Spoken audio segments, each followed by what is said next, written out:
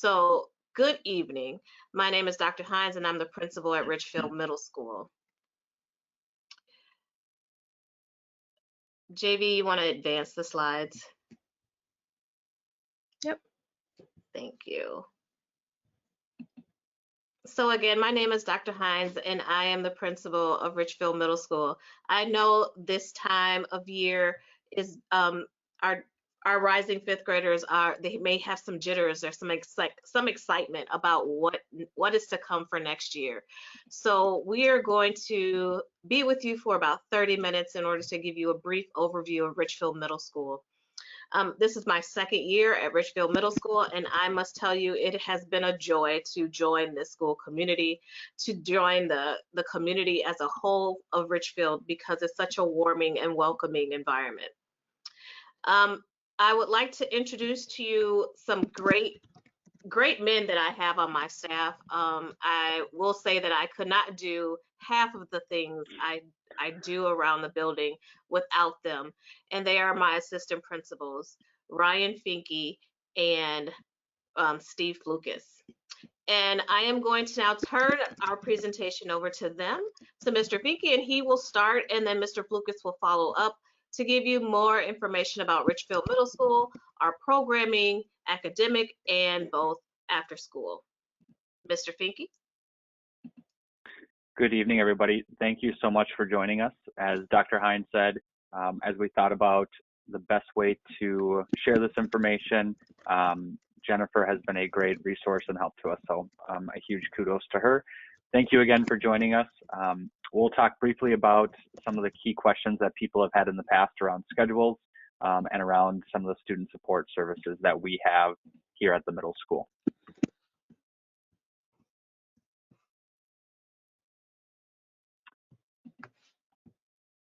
Next slide. One of the first things I like to talk about anytime we have new families coming in, or really I'll share this with anybody who is willing to listen, is one of the great things about not only Richfield Middle School, but our district as a whole, is the unwavering community support that we have had for as long as I can remember. One of the recent pieces that have shown this was in 2007, when we had a voter-approved referendum and operating bond. And one of the key components of this that I always point out is that for districts, in order to pass any type of referendum or operating bonds at any given time, to have more than 50% approval is a huge accomplishment. Both our referendum and operating bond passed with 75% approval in fall of 2017. And that is just again, a pretty big piece and a pretty big piece of evidence of just how strong our community support is. It is with those funds that we've been able to increase our per pupil spending from about $960 to $1,414. Along with that comes our operating bond, which has allowed us to improve facilities throughout the district. You may have seen the construction that has happened throughout our buildings, both at the high school and elementary buildings. We right now are under a pretty major renovation ourselves. So if you drive by our building, you'll see a lot of construction equipment and a lot of trailers. A little bit about what our building is going to look like both this fall as well as some of the plans for next year. Next slide. One of the pieces around the referendum was creating innovative spaces for our students and what we are calling flex spaces. One of the key components of a quality education programming, as well as specifically at our middle school, is providing opportunities for students to team and for students to work in small groups. And so on both second and third floor, as well as a small area on first, there will be flex spaces in which teachers can utilize for small groups and students can use throughout the day as well as during after school activities. And so this is one of the proposed flex spaces that will be completed for the start of this coming school year. Next slide. Our media center is also under renovation right now, and this is also scheduled to be completed this fall. If you were to go up there right now, actually everything is framed and the vast majority of that work structurally is completed. And again, you'll see that our current space is more of a traditional media center. In the future or this fall, We have moved our book stacks off across the hallway. It'll be one open space, but it'll be in a separate area. And I think the best way to describe our media center this fall will be, it will really have a college campus feel. It is open and it is very flexible for that learning. The cafeteria is scheduled to be completed next year or start construction next year. And one of the key components to that, again, you'll notice the wall is taken out that really separates the cafeteria from our front foyer. That will be an open space. So as soon as students walk into the building, they'll have an open space in order to collaborate with each other and really build that community. When we talk about the middle school philosophy, there's a couple core values that everything we do is focused on around honesty, caring, respect, and responsibility. When you walk through our hallways, you'll see posters with what this looks like in the hallway. You'll see what it means to be honest, caring, respectful, and responsible in our classrooms, in our bathrooms.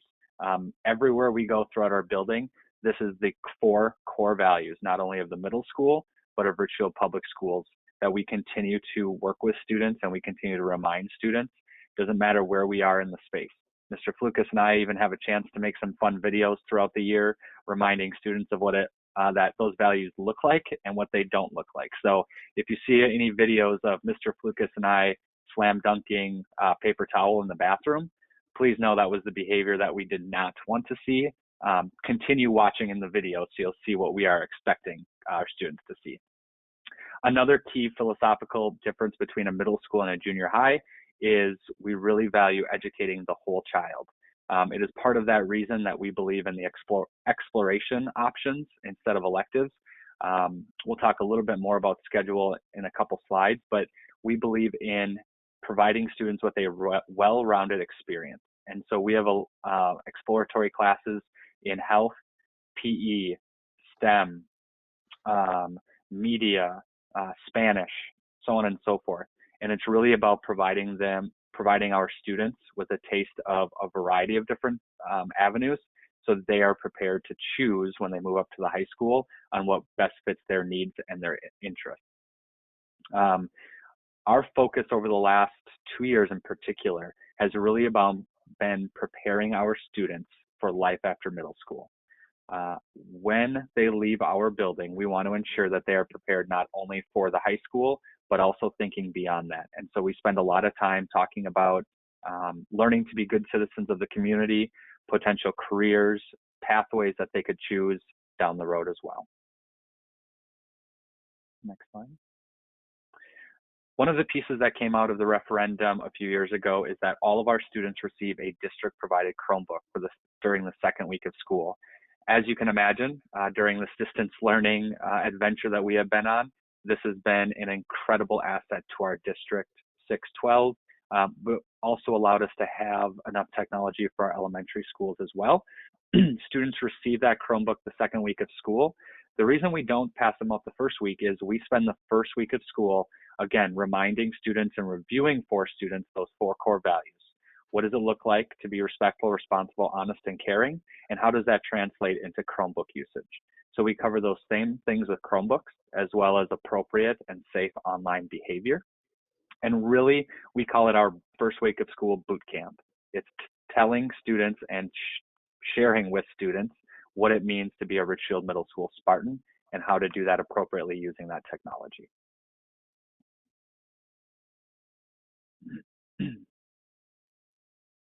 So one of the key aspects of our schedule is that we have a very flexible schedule that we have been able to really change and modify to meet the needs of our students. So our school day starts at 8:35. The doors to our building open at 8 a.m. Students are welcome to come into the building. We have students in the cafeteria, and then that first bell rings at 8:25. Students are welcomed to their lockers and in the hallways. But first hour begins at 8:35 and our day finishes up at 3:20. We do have 7 class periods, 4 core classes, which I'll review in just a minute, as well as different opportunities such as college and career readiness course and the exploratory model that I talked briefly about as well. And so when we think about a schedule or what your child's potential schedule is going to look like coming into the middle school next year, again, every student receives a core class. That's math, English, science, and social studies. And the acronym is MESS. That's easier for you to remember. We also offer a variety of academic support classes. We offer English as a second language classes, special ed classes, math and reading interventions, as well as, again, those exploratory classes that I mentioned. So when I say our schedule is flexible, we have built a schedule and continue to build a schedule that, I'll be honest, is unlike any I have ever seen at the middle school level. We really focus our schedule on the needs of our students and what individual needs each student has, and we modify our schedule year in and year out to meet those needs. For our daily bell schedule, you can again see first hour starts at 8:35 and we wrap up our day at 3:20. We have 3 different lunch periods.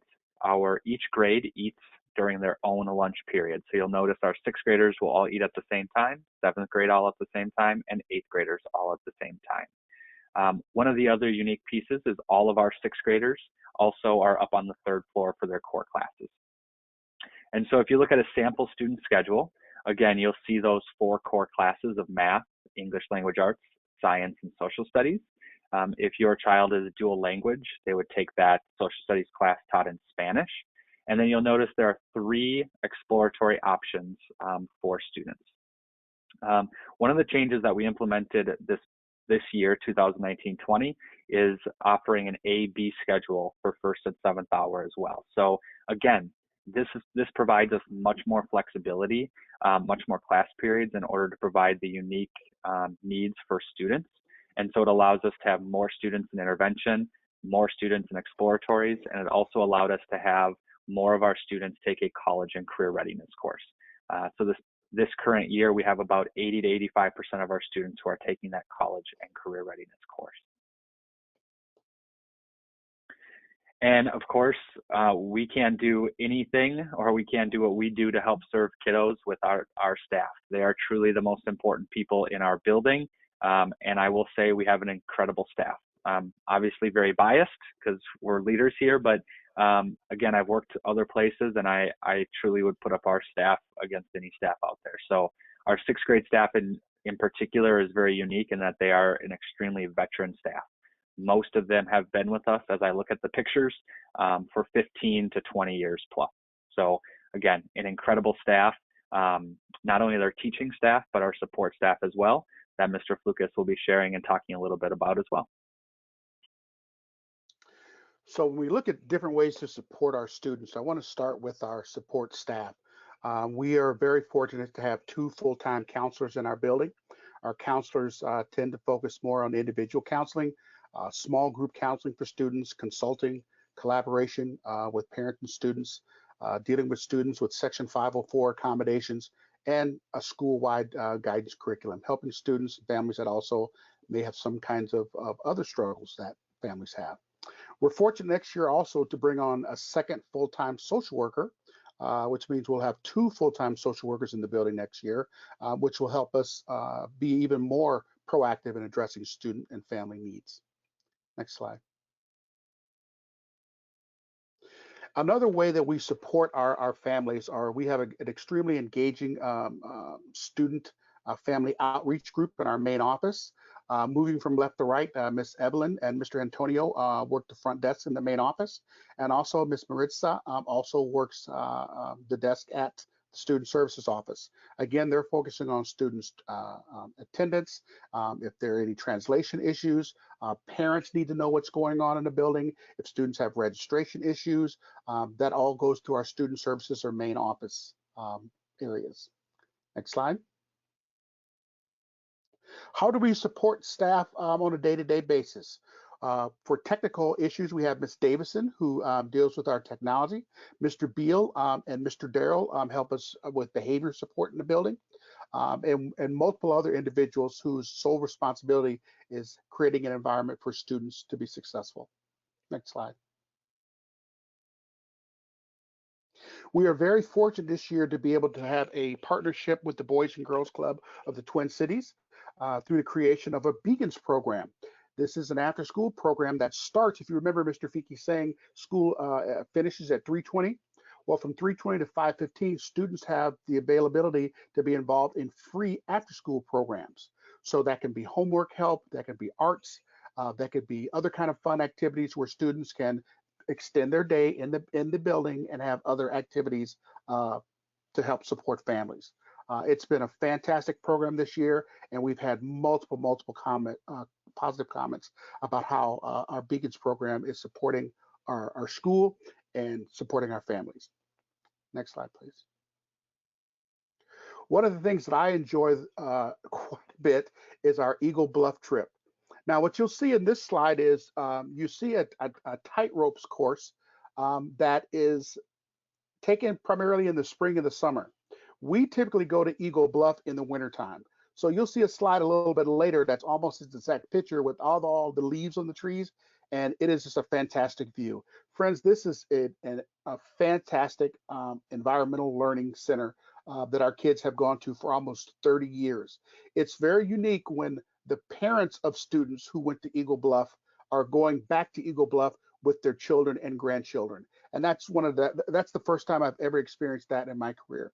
It just speaks to the community and the strength of our families that follow what we do at Richfield Middle School. Next slide, please. So Eagle Bluff is located down in Lanesboro, Minnesota. The curriculum is based on outdoor education. So this past year, we went mid-January and students stayed for a full week. Potentially next year, depending on how our schedule goes with the COVID outbreak, we may be potentially doing two shorter trips instead of a longer trip like we did last year. So we'll do two and a half day trips instead of students being at Eagle Bluff for a solid week. But again, that will depend on how things work out with the schedule and how things work out in our community. Parents, I encourage you to come along and chaperone. It is the most fun you have experienced. I'm telling you, it's fun. Yes, it's a little cold, but it is fun, fun, fun. Next slide.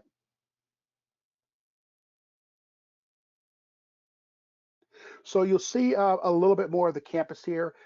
80 acres of woodlands, and it's just beautiful, beautiful country. Students engage in activities, you know, winter survival, how to build campfires, how to spot wildlife. They do archery course. They do night walks. They do just all kinds of outdoor education activities. It is something that students literally remember for a lifetime. Next slide.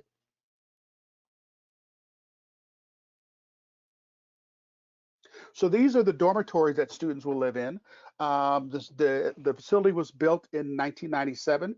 It's dorm style living, so students are 7 to 8 students in a dorm room. It's bunk style living, so students all have their own individual bunk beds. And I'm telling you, after a solid day of fresh air, marching around in the woods, campfires, we barely hear a peep after the kids are in the bed for about a good 20 minutes. I mean, they are sound asleep, but just a fantastic activity. Next slide.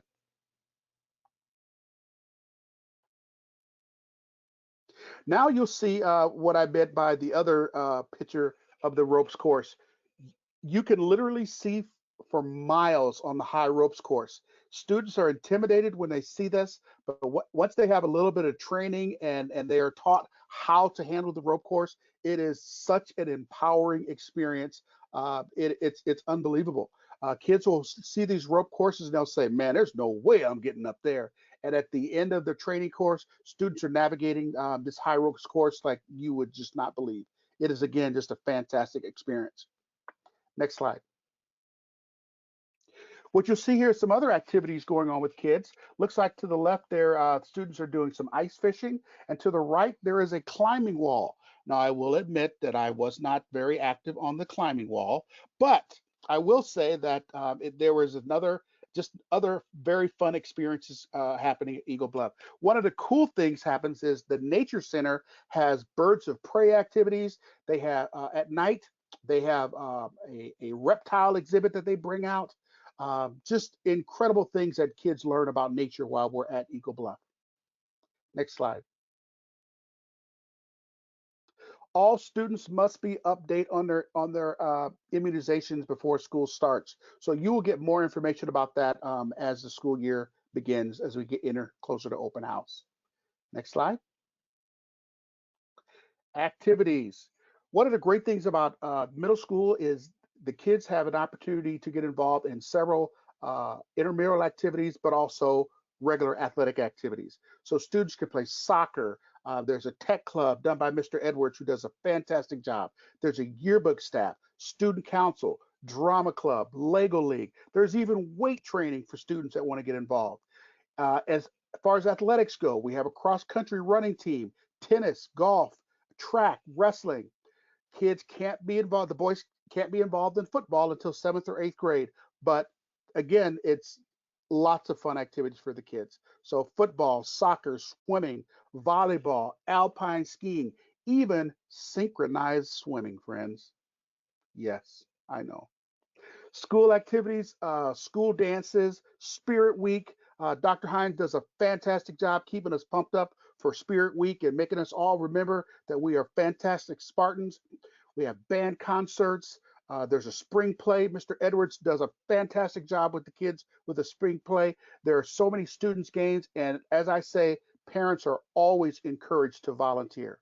We even have a student engagement specialist, a full-time staff whose primary job is to find unique and creative ways to keep the students engaged in fun activities at school. Next slide. As far as transportation goes, if you are within 2 miles, you are considered a walker. We do have a fee pay program where if you want to ride the bus, there is a fee that needs to be paid for students to ride the bus. Next slide. Open house, which as I spoke about a little bit earlier. Tentatively, the date for open house is September 3rd. We'll get more information out to families about that as that date becomes closer and as we get more information about what our school year is going to look like next year.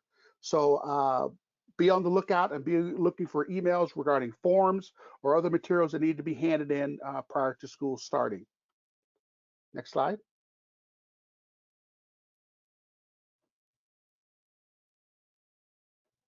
As I said, get involved. There are so many volunteer experiences that are available at our school. We have a fantastic PEG, Parent Advisory Group. We encourage parents to chaperone dances, and let's show these kids what a real dance looks like, folks. Parent-teacher conferences, we encourage you to get involved. Again, Eagle Bluff, which is one of my favorite activities. Plenty of activities, again, for you to get involved with your students learning here at Richfield Middle School. If you have any questions, please reach out to us to the main office. Specifically, you can reach individuals to the main office, Mr. Antonio, Miss Evelyn, Miss Maritza at Student Services. Mr. Finke and I are always available to answer questions if you have questions for us. There is one question in the question box right now, and you should be using the question box, not the chat box. I'm sorry, I misspoke earlier. Allison would like to know if there is a fee for the activities. Oh, you just cut out. I didn't hear you. I'm sorry. Allison asked if there is a fee for the student activities. So there are some fees for athletics, but there are also scholarships available. But generally for 6th graders, they can only participate in the intramurals because with the Minnesota State High School League, their requirements are for students to be in 7th through 12th grade. So they wouldn't necessarily play in a competitive sport during their 6th grade year. Great, thank you. Are there any other questions? People can type them into the question box.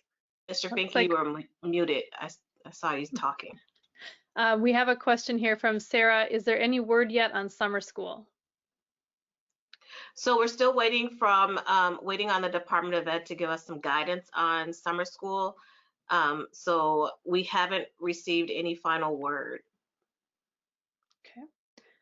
A question from Amelia. If you have 2 children riding the bus, is it $300 times 2 or 1 fee per family? Hmm. Amelia, that's a good question. I believe it is one fee per family as they base it off of the bus stop. But that is information we'll be sending out this summer as well. I'd have you double check with our transportation, or I can reach out to our transportation and verify that as well. A question from Danielle. If I ride my bike to the middle school, where do I put it so that it's safe? That's a great question. We have an area right outside of the pool entrance. It's a fenced off area that gets locked throughout the day. So we have many students. Well, I don't know. We probably have on any given day 60, 70 students who are riding their bikes. Okay. Question from Christopher. Is there limited availability in the different elective classes? So the way we structure our exploratory classes is our hope is that we get students in as many of the exploratory classes as we can. In general, we have been tasked by our school board to keep core class sizes between 28 and less on average, and our exploratory class sizes average 30 or less. So if there's a class that, I'm not sure if this is a student or a parent, but it's a class that you're hoping to get into as a student, our goal is to get you into that class by the end of your 3 years. If it's a parent response, same response. We try to get everybody in, but we have a class size average for exploratories of 30. A question from Zane. Why can't 6th graders do swimming? Is it considered one of the competitive activities? So I believe there are certain sports that 6th graders can compete in. I believe the synchronized swimming, we'll have to get back to you on that. I'm not sure which of the athletic competitive sports starts at 7th grade. Okay. Question from Renee. Which sports are available for 6th grade students, and is track one of them?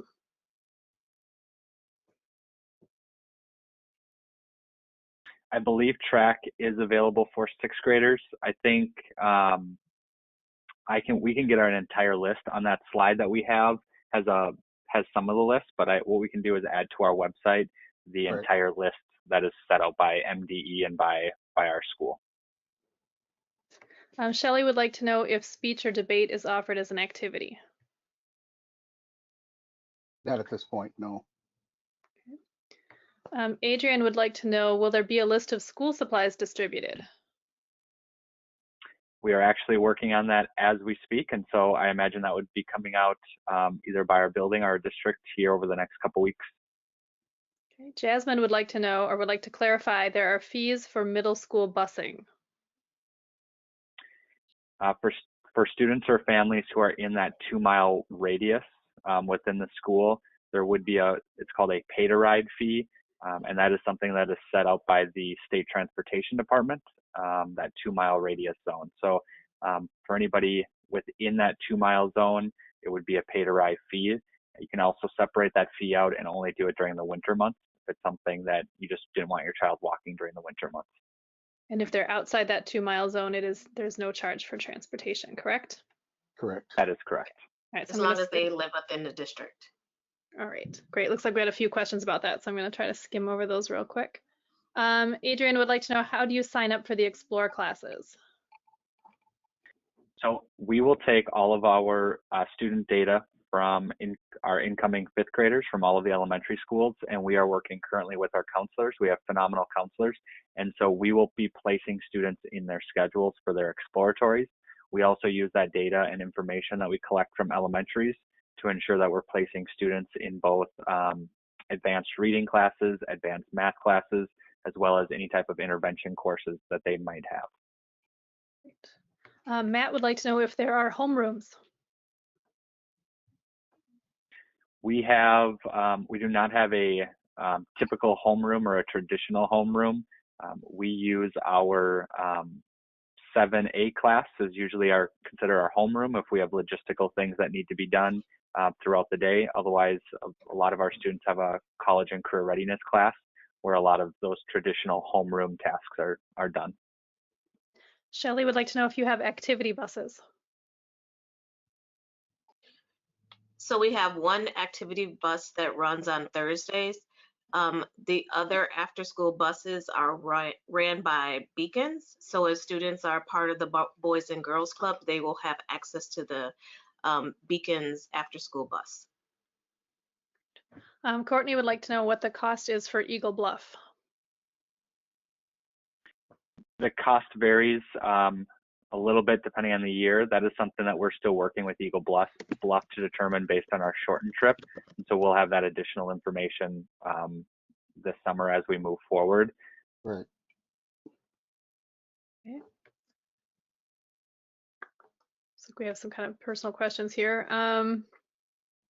Amelia says, I've heard the chances that fall semester classes are likely to be online and not in person until January. What percentage of confidence do you have that school will be in person this fall? We will not be able to determine that as of yet because things are ever changing, but we are preparing, we are moving forward as if we are going to be in the physical space until we hear otherwise from the governor and the Department of Education. Great. I'm just going to pick 2 or 3 more because they keep coming in, but I know we've got to end the session so that we can get ready for the DLI session that's coming up next. I will let everybody know that we will download all of these questions and provide answers on the website sometime tomorrow, along with the video if you wanted to rewatch the video and the slide deck. So if we don't get to your question in the next couple minutes, we will still answer it and we'll let you know when that's available. Kelly would like to know when they get their schedules.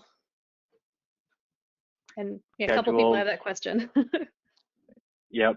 We will be working on schedules throughout the summer, and so students will be picking up schedules. They'll have access to their schedules online the week prior to school starting. Okay. Zane would like to know if students get to choose their exploratories or if they're assigned. They are assigned. Okay. And the last question for tonight, and again, we'll answer any more questions on the website later. Danielle would like to know, is Spartan Time still a thing? No. Nope, Spartan Time is not a thing. That was our old advisory time or homeroom time. We took that time and built that and added additional academic time throughout our day. All right, great.